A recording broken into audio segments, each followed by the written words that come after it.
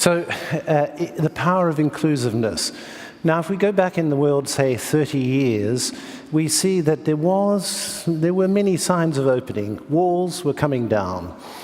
Many initiatives were taken to open up the world, which I think brought many benefits. If we look around the world now, there are many signs of closure.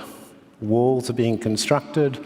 There are many policy measures being taken by many governments, closing borders to persons, closing borders to goods.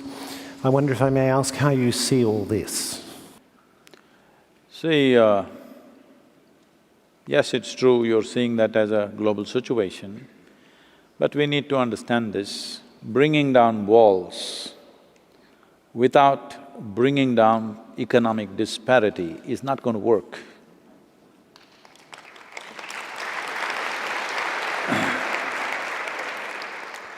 When we brought down walls, then itself we should have understood that we must strive to bring down disparity in the world.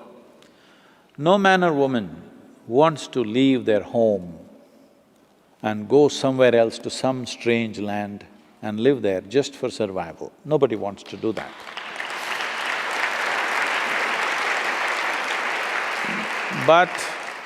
But it is estimated that in the next decade, there could be about 1.7 to 1.8 billion people moving or migrating. When that many people start migrating, your wall is not going to work anyway.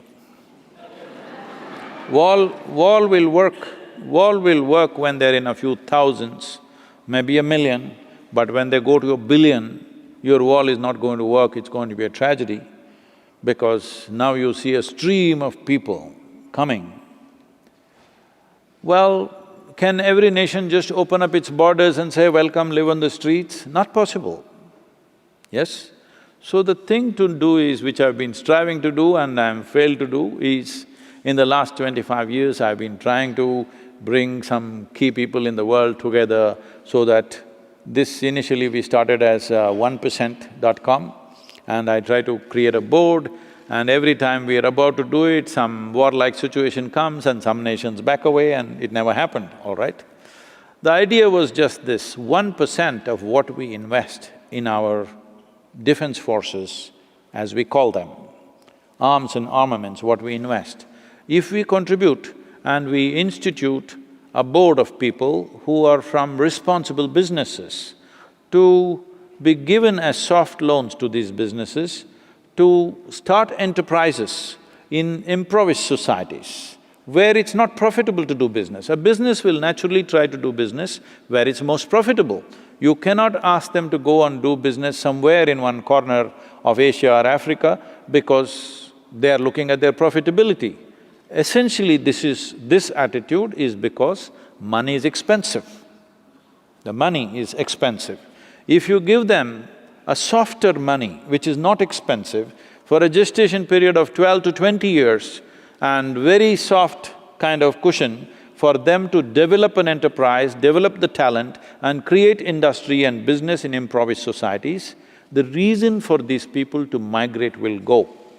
Instead of making that investment, you invest in putting up walls, you will see walls will work to a certain point. I'm not even saying it's wrong because the sovereignty of a nation is essentially determined by the geographic borders. I'm not saying every nation can open up and let people inside, it's not possible to do that. But you will not be able to control it this way, nor is it very humane to do it that way. So the only way is, in some way we must see how economic disparity is lowered. We cannot level it absolutely, it's very, very far away, leveling it.